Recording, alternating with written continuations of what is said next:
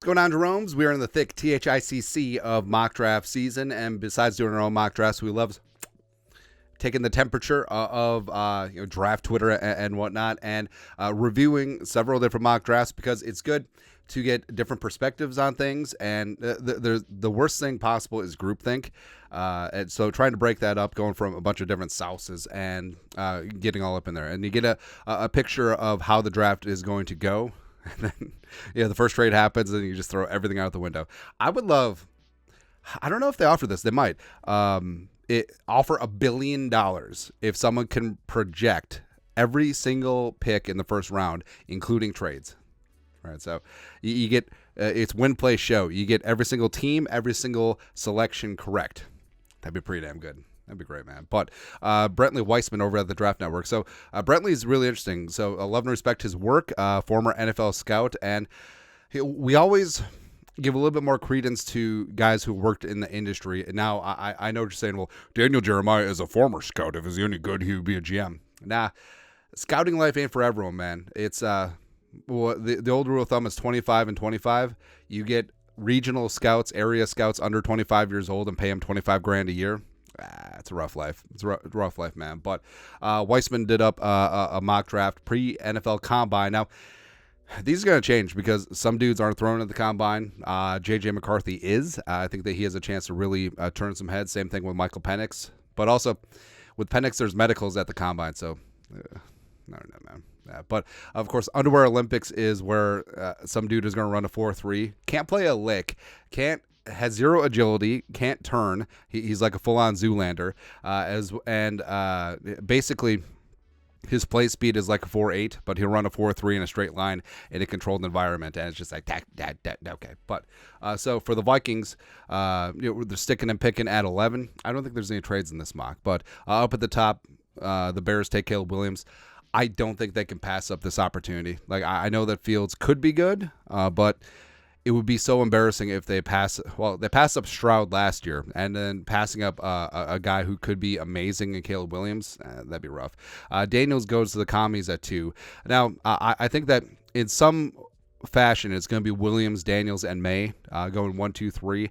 Maybe at those spots, there could be some trades in there, and the order could be mismatched. But I think Jaden Daniels, he's Showtime. Of course, the new ownership in Washington want that Showtime, Magic Johnson, all that stuff. And I think Jaden Daniels in a run and gun offense would be a ton of fun, man. Yeah. Even though Cliff Kingsbury's probably going to hold him back. Patriots are at 3. Sylvie's trying to get in here. Patriots at 3. Taking Drake May. He's going to play really well in New England.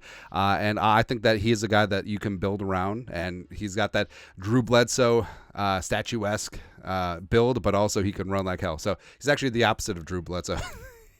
But a big time arm, and also takes a couple of chances like Drew Bledsoe did before he got unseated by, I don't know, some jabroni from Michigan. The Cardinals. So, I mean, the Cardinals, they got it made in the shade, man. I think that whatever happens in the top 3, they're either going to get Harrison Jr. or Neighbors. So they will get that wide receiver 1 for Kyler either way. Chargers at 5. So getting Joe Alt in the spot, I mean, what's the plan here? Move Slater to right tackle, kick Slater inside. I don't know, but I feel like with Alt, I don't know about flipping him to the right side. I understand that it'll work with Penei Sewell. And I understand that the Giants could do that if they take a tackle too, whether it's Alt or Fashanu, but I don't know, man. Giants at 6, but also, suturing up the offensive line. I could see the Chargers with Harbaugh in place going more Fashanu, where I think he's got more upside. I think he's a little more physical. Alt, I mean, Alt is going to be really good. Yeah, Minnesota native, by the way. I just don't see him being like the full-on overpowering tackle like Fashanu could be.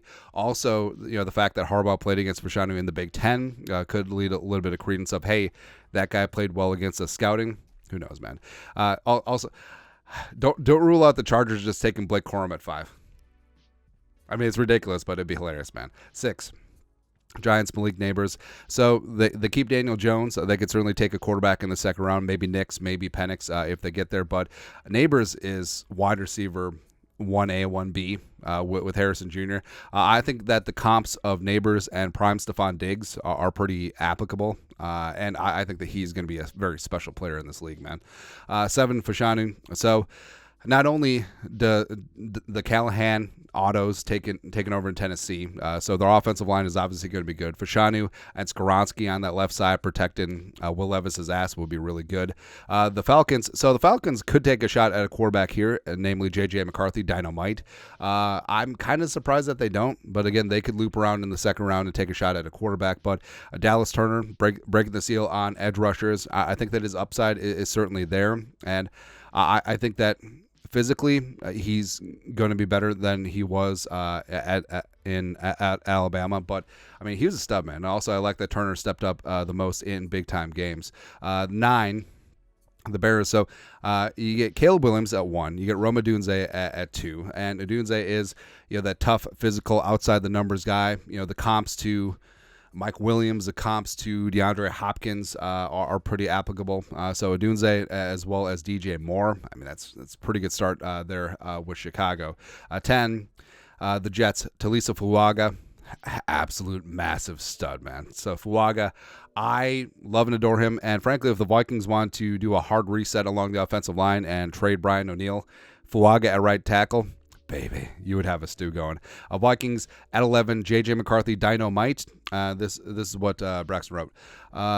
McCarthy, look, I've been on the record that there's no denying JJ McCarthy's physical tools. He is athletic, he has a big arm, and has good overall size. There's no question about his flashes because when he dials it up, it sure looks pretty. With that said, I do think it's fair to question why Michigan seemed to limit his exposure and treat him with kid gloves.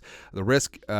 This is a risk for the Vikings, but I think it's one they can afford to take. Now, with McCarthy, I mean, a lot of it is, hey, Michigan and Harbaugh, they've always tended to be run-first teams. I mean, even at Stanford with Andrew friggin' Luck, Stanford was generally a run-first team. You look at the Niners, you look at the University of San Diego, everything, right?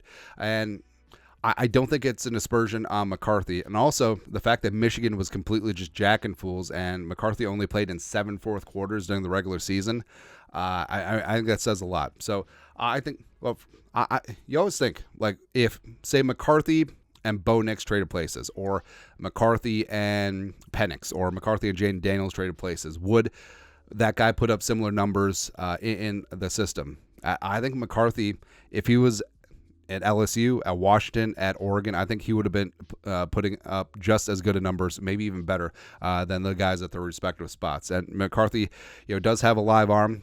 He is super accurate when he's asked to dial things up, especially in rhythm. Has the athletic ability to make plays off script as well.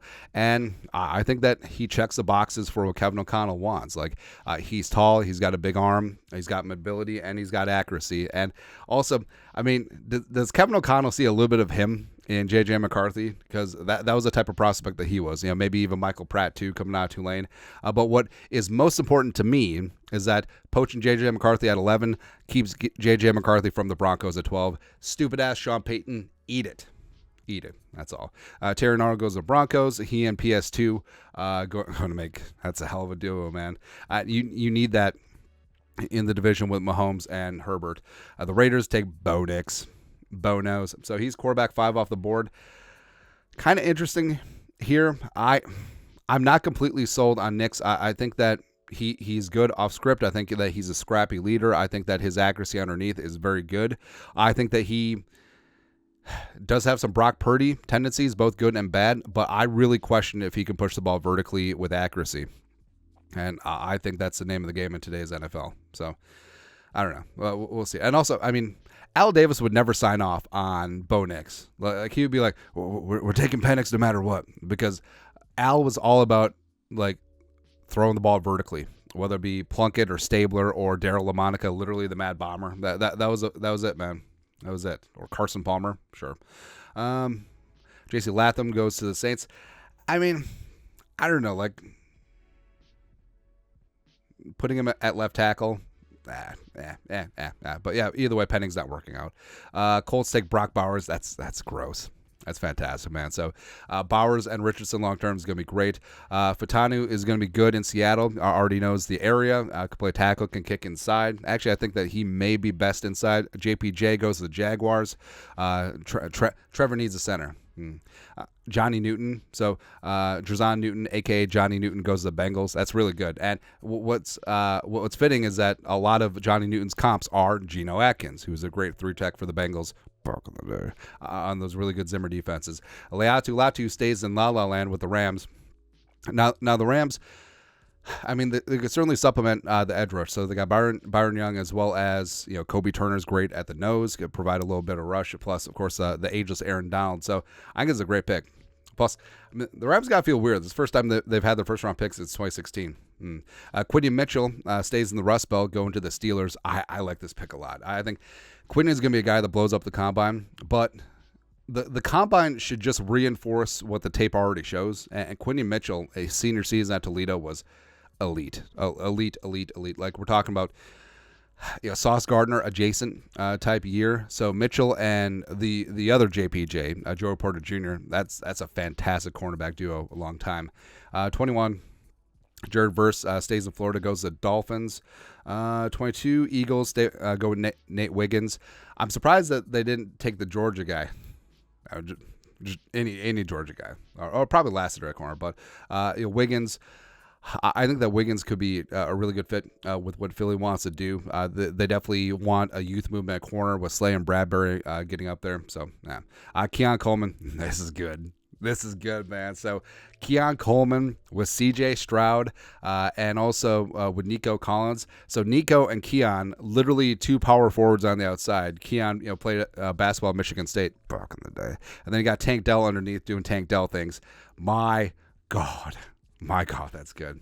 Donovan Mitchell stays in state, going to the Cowboys, where, I mean, they do need someone outside of CD. I know that Brandon Cooks is sort of whatever, but Gallup wasn't the same after that injury. Amarius Mims.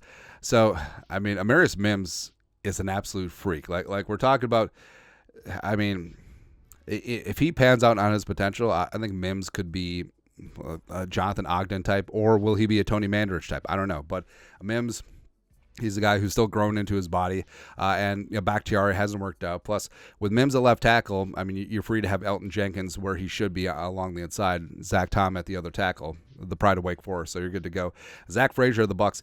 I was kind of hoping Frazier would sneak into the second round, but the Bucks obviously have a need here with Jensen retiring, and Zach Frazier, he's tough as nails. He's rough as tumble. I love him. Graham Barton is a stud too, so he's probably going to be kicking inside, even though he played left tackle at Duke. Graham Barton, tough physical player, which you don't really necessarily associate with Duke, but it's beautiful. It's good, man. All right, so now Kyler has Marvin Harrison Jr. on the outside, and also an absolute stud in Barton in front of him at center, which is great. Buffalo Bills take a BTJ, which I think that's a really good fit. So you get the tall, physical, outside the number receiver to go with Josh Allen. Chop Robinson goes to the Lions. So Chop, heart and hustle, yes. Great first step, maybe the best first step of all the edge rushers. But, I mean, Chop sneaks into the first round here. Also, Robinson from Mizzou could potentially work his way in here too. But, I mean, Chop opposite of Hutchinson, also sprinkle in a little bit of Houston if he's healthy. It's pretty good. It's pretty good, man. Jordan Morgan from Arizona. I mean, Jordan Morgan, he's got some chipiness to him. I really like him. Frankly, he probably could go as high as whatever with Dallas, but the Ravens just reloading in the trenches every single year. Like, they're always drafting towards the back, and they always reload the trenches. It's almost like Ozzie and EDC have a blueprint, and they're really good at it. Troy Franklin goes to the Niners. So, I mean, they could trade Ayuk, but this would make sense. So Franklin, 6'3" on the outside, a little bit slight of frame, but a good playmaker down the field as well. And then Byron Murphy. All right. So if the Chiefs let Chris Jones walk, I mean, Murphy the second, trying to replace one of the best interior pass rushers in the game. But Murphy is a stud. Need a little bit more consistency there, but I think that Murphy is going to be a really talented player at the next level. So, that's take a look at Brent Weissman's first round mock and the Vikings.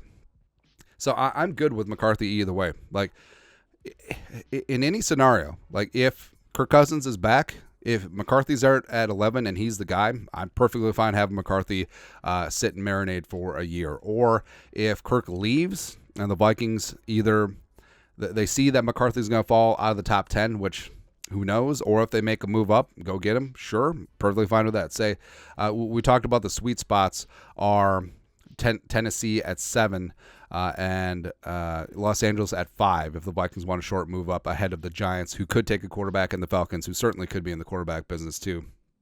Or you're training up into the top 3, getting your guy either way. But I think McCarthy. I'm a little bit more bullish on McCarthy than a lot of people, basically because they just see the stat box. They just see, Michigan's run first offense. That means they must have been hiding him. Now, I think hyperbolic here, but is Jim Harbaugh the Dean Smith who held Michael Jordan under 20 points a game in college? Like, is Harbaugh the Dean Smith to McCarthy's MJ? I can't say it with a straight face. Who knows, man? But I think McCarthy is scalable. And I think that he would land in a great spot here with the Vikings and have a chance to do some really, really good things. But your thoughts are thoughts. Take a look at the Draft Network's latest mock draft. JJ McCarthy, Dynamite, JJ to JJ, blah, blah, blah, blah. Let us know in the comment section below. Subscribe for daily Vikings takes. Want to support the work? Put a little something in the Venmo. But till next time, Skol, production value.